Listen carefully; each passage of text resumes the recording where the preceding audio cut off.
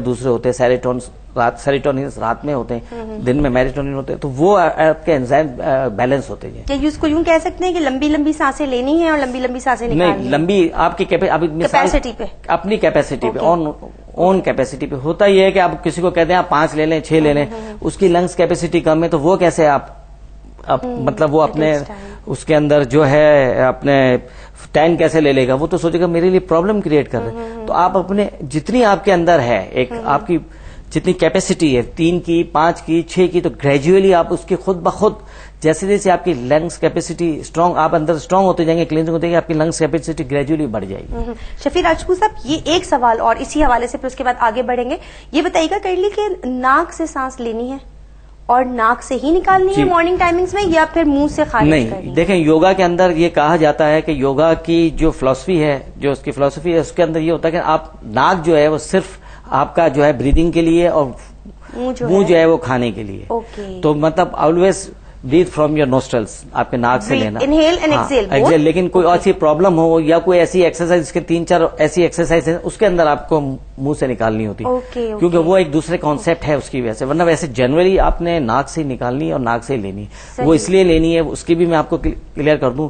होता ये है कि जब हमारे अल्लाह ताला ने 2 नोस्ट्रल्स दिए, ठीक है ना, 2 दिए नाक में, देखें आपने 2 नोस्ट्रल्स दिए। अब एक नोस्ट्रल्स हमारा जो होता है कि हम इसको मेल फीमेल भी कह सकते हैं, तो फेमिनाइन एंड मैस्कुलिन दोनों कह सकते हैं, ठीक है ना, नेगेटिव पॉजिटिव नहीं कह सकते। एक नोस्ट्रिल जो हमारा राइट साइड का नोस्ट्रिल है, ये हमारा लेता है सोलर एनर्जी, और ये लेता है हमारे lunar energy. Solar energy right side वाला जो है वो सोलर एनर्जी ले रहा है, और लेफ्ट साइड वाला जो है वो लोनर एनर्जी देता है। और इस पे रोशनी डालेंगे थोड़ी देर के बाद। वक्त हुआ है छोटे से ब्रेक का, मिलते हैं ब्रेक के बाद।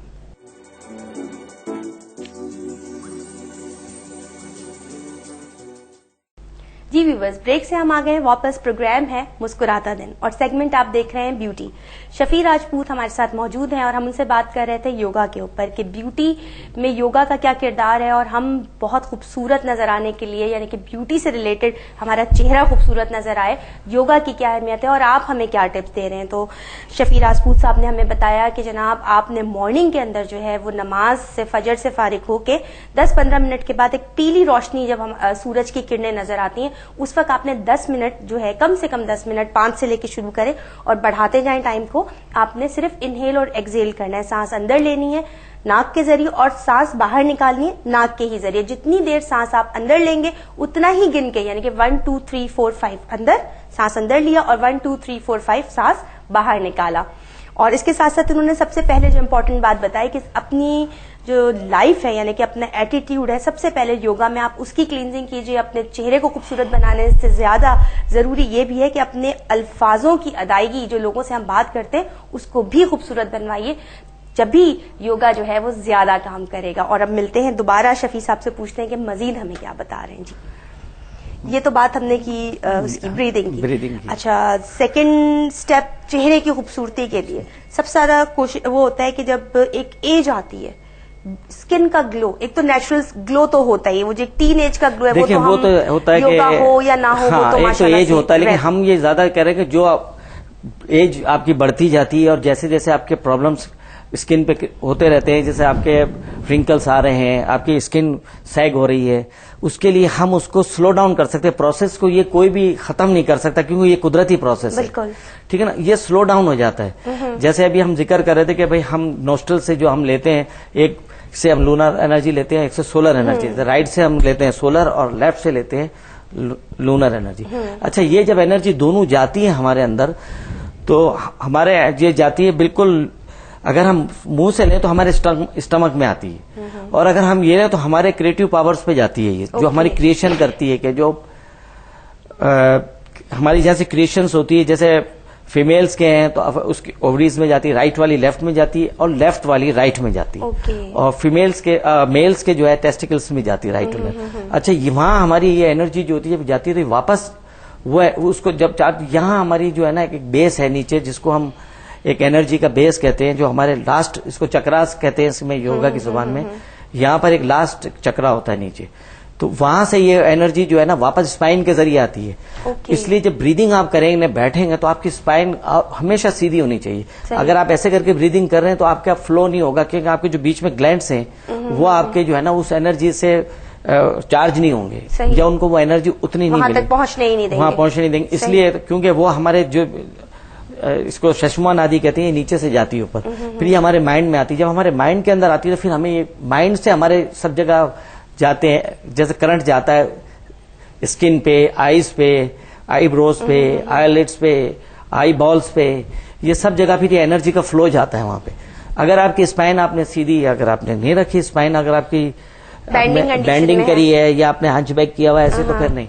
इसलिए कि हमेशा स्पाइन, और योगा के अंदर हमेशा कहा जाता है कि स्पाइन आपकी सीधी होनी चाहिए। सही। अगर आप बैठे हैं और आपकी स्पाइन चली तो आपका माइंड में वो एनर्जी नहीं जाए। जब माइंड में नहीं जा रही तो इसका मतलब आपके कोई सेल आपके चार्ज नहीं हो रहे, वहीं से आपके एनर्जी का फ्लो जाता। माइंड जो है आपका एक पावर हाउस है, वहीं से सब जा रहा फ्लो। और ये जो आपने ब्रीदिंग एक्सरसाइज हमें बताई मॉर्निंग टाइमिंग में करने वाली, ये हम खड़े होके ही भी कर सकते हैं या सिर्फ बैठ के करनी है? इसको खड़े होके भी कर सकते हैं, बैठ के भी कर सकते हैं, जिसमें आप कंफर्टेबल फील करें। सही, उसमें आप उसको एक्सरसाइज को कर सकते हैं। अच्छा, अब आप मुझे ये एक क्वेश्चन मेरे माइंड में आ रहा था, उस पर जरूर मुझे बताएं कि जाहिर बात है हर एज ग्रुप की खवातीन, लड़कियां, मर्द हजरात भी, मतलब उनके लिए भी योगा बनाए, नेचुरली उनको भी करना चाहिए। देखिए एज तो सबके लिए, एज तो सबके लिए।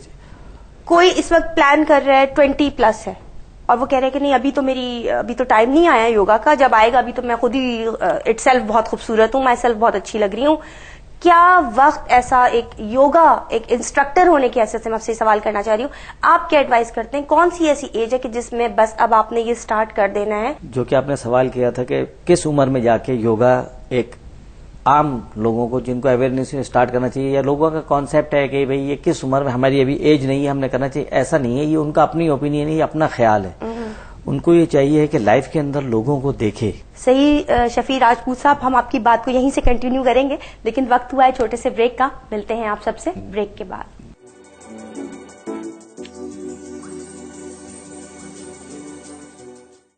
जी व्यूवर्स, ब्रेक से हम आ गए वापस। प्रोग्राम है आपका अपना मुस्कुराता दिन और सेगमेंट आप देख रहे हैं ब्यूटी सेगमेंट में हमारे साथ शफी राजपूत साहब मौजूद हैं और हम इनसे बात कर रहे हैं कि योगा के अंदर जो है वो ब्यूटी को हम अपनी किस तरह इनहेंस कर सकते हैं। बहुत अच्छे टिप्स भी हमें बता रहे हैं और साथ में ये भी बता रहे हैं कि हमें योगा किस उम्र से स्टार्ट कर देना चाहिए। तो इनका कहना ये कि 15 साल से 20 साल की उम्र का लड़का या लड़की भी योगा अगर स्टार्ट कर दे तो उसकी फ्यूचर यानी कि आगे आने वाले दिनों में उसके लिए बहुत ज्यादा इसके बेनिफिट्स हैं। एक तो ये कि इंसान बीमारियों से भी दूर रहता है और साथ साथ खूबसूरत तो वो नजर आता ही है।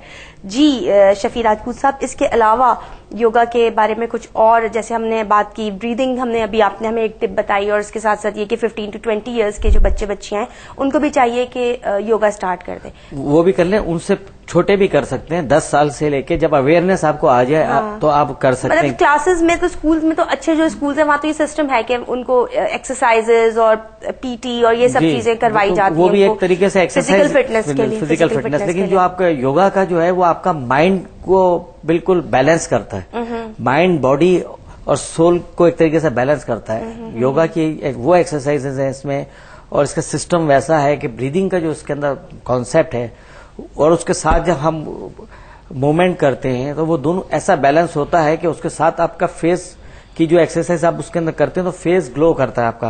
आपके बाल जो हैं वो, जैसे अगर आपके बाल गिरने, हर एक का बॉडी की अलग लैंग्वेज होती है, बॉडी का सिस्टम अलग होता है। किसी के बाल जल्दी गिरते हैं, किसी के हार्मोनल प्रॉब्लम्स होते हैं जल्दी गिरते हैं, किसी के देर से गिरते हैं, लेकिन उन प्रोसेस को जल्दी गिरने वालों को भी वो लोग जो है इस प्रोसेस को स्लो कर सकते हैं एक्सरसाइजों के जरिए। कि आप जितनी भी फॉरवर्ड बेंडिंग करते हैं और अपना फ्लो ब्लड का जो है फेस पे और हेड पे लाते हैं तो उसके अंदर आपके सर्कुलेशन जो है आपके बालों को, आपके स्कैल्प पे, आपके फेस पे, आपके स्किन के उसके बाद आती है तो आपका उसके बाद फ्लो आना शुरू होता है। और फिर जो बॉडी आपकी जो अंदर से एंजाइम्स लेती है और जो उसके लिए वो जो कोलेजन, एलास्टोजिन जो आपके इसके लिए स्किन के लिए होते हैं वो आपके अंदर फ्लो करके वो जगह पे आप पे डिपॉजिट होते हैं, तो वो आपके एज को जो है आपकी स्किन को जो है वो सैग नहीं होने देते, लटकने नहीं देते और रिंकल्स कम होते हैं। तो ये अच्छा, फेस की एक्सरसाइजेस के बारे में आप योगा के अंदर कुछ बताएंगे? जैसे जब एज आती है तो नेचुरली फाइन लाइंस पहले स्टार्ट हो जाती हैं आना, आंखों के गिर्द जो है वो थोड़े रिंकल्स आना शुरू हो जाते हैं, ये लाइंस जो है ये मैच्योर होने लगती हैं। तो इसके लिए कौन सी एक्सरसाइज? इसके अंदर देखिए बहुत सारी एक्सरसाइज जो हम फॉरवर्ड बेंडिंग करती हैं, उसी जो फॉरवर्ड बेंडिंग करते हैं ना उसके अंदर हम